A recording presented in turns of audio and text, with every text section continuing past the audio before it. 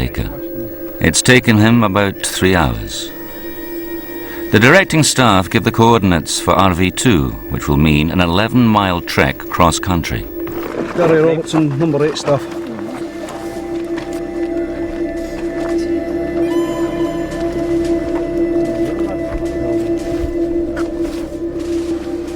It was horribly clear the long drag was beginning to take its toll.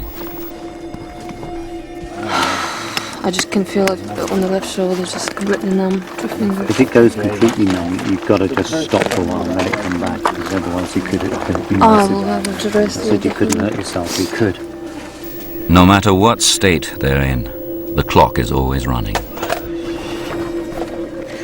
don't know, I'm going through my trying to work out whether I want to carry on or not. Compared to real S.A.S. selection times, some of the volunteers are already 2 hours behind. I think I've known for about the last 15 minutes sitting there, I'm not carrying on. Yeah, just didn't want to admit it to myself. Yeah, I'm sure. Decision made. Okay. One of the men, medical student Henry, hasn't moved for 30 minutes. In the past sort of mile and a half, just been unable to walk. Pretty frustrating, but I was doing really well and suddenly I sort of couldn't walk. A few miles further on, and another man is down. Jason, the school caretaker, who was out in front. The hours before dawn are the hardest. It's cold, your energy is sapped, and just putting one foot in front of the other seems an almost impossible task. 2 more are down. Student Paul and teacher Steve were found disorientated and very weak by one of the directing staff. So concerned for their safety, he made them eat. I think I'm gonna have to stop if I'm sensible. It's the right word. With the clock against them, it's decision time for Paul and Steve. In stark contrast, Carl and IT manager Jonathan have already got to RV2. They had marched the 10 miles cross-country in 6 hours. It's 8 a.m. and in the last 2 days the volunteers have had an average of 3 hours sleep. They are about halfway through the allowed time for this exercise, but only a third of the way in distance. Sometime overnight, Sue and Louise have teamed up with Neil and Nick. However, they are some way behind Anna's group, who have already made it to RV2. We found ourselves a leader, and then, well, she nominated herself basically because she was the best map reader. I think I'm just maybe more bossy than some of the others. Sue and Louise's group have taken 7 hours, but have finally made it to RV2.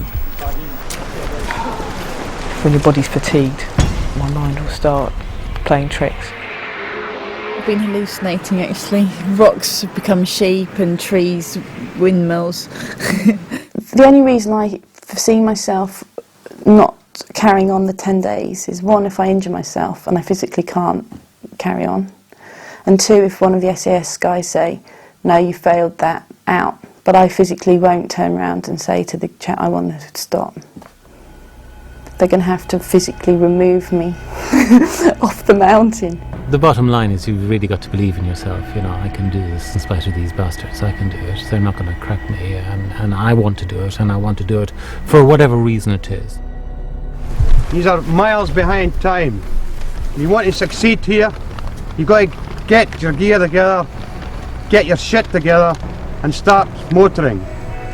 You've got to get a move on. Neil, Julie, and amazingly Paul and Steve, who almost gave up in the early hours, have made it past RV2. Neil, a prison officer, left the group soon after, and then headed off alone, eventually getting lost on the hills. Steve and Julie had stopped. Late in the day, it's time for reflection. This leaves Paul to find RV3 by himself.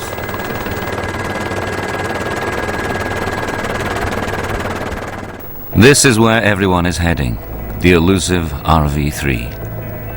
First in had been Carl. It had taken him an amazing 3 hours. As the rest of the front runners followed, it was clear that the back markers are some 7 hours behind. For safety, As the volunteers get to RV3, they're held, pending further instructions. 5 hours behind the leaders are Anna's group. Right, you hold it there, see that space on your right, okay? If you form up there, and then come to me one at a time. 24.5. In S.A.S. selection, the directing staff perform spot checks on Bergens in case anyone has dropped weight. Our volunteers get no less. Will you stop fanning around and get up here now? One of you, I don't care who it is.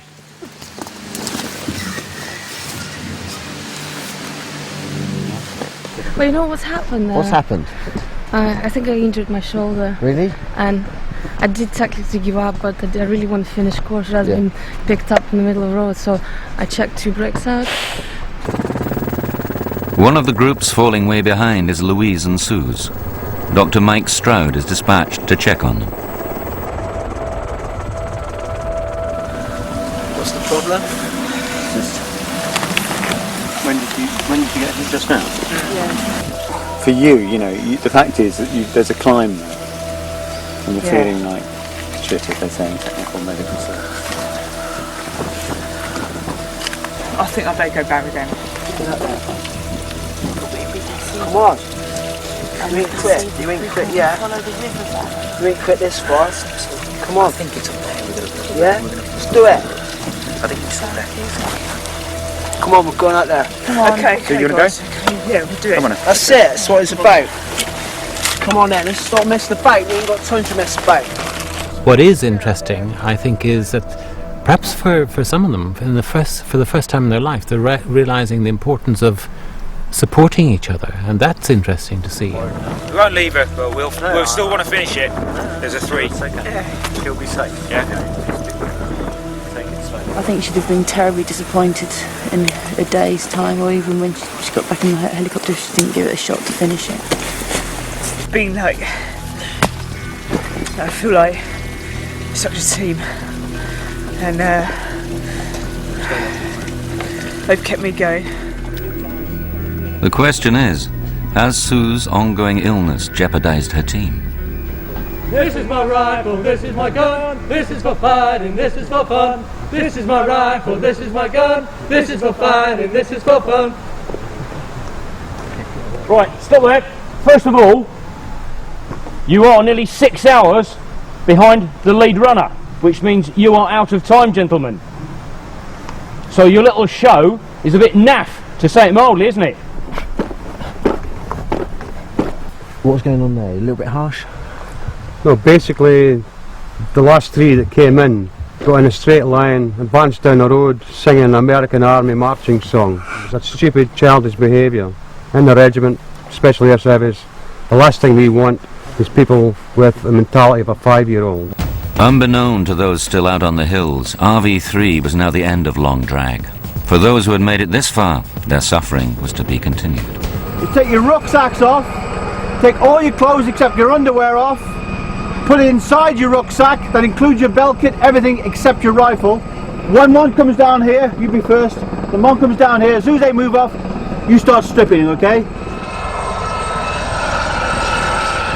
Okay, as soon as he's halfway through, you start stripping. On a steady stream going through this water, okay? You got no underwear?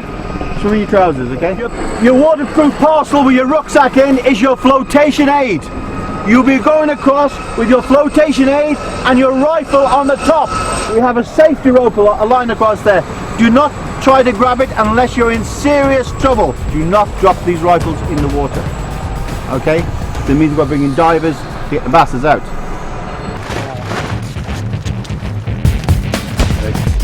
Go.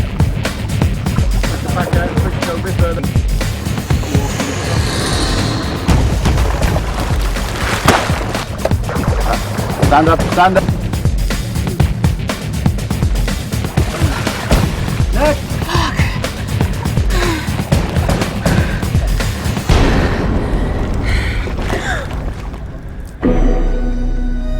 After what can only be described as a monumental 24 hours, everyone has returned to base camp.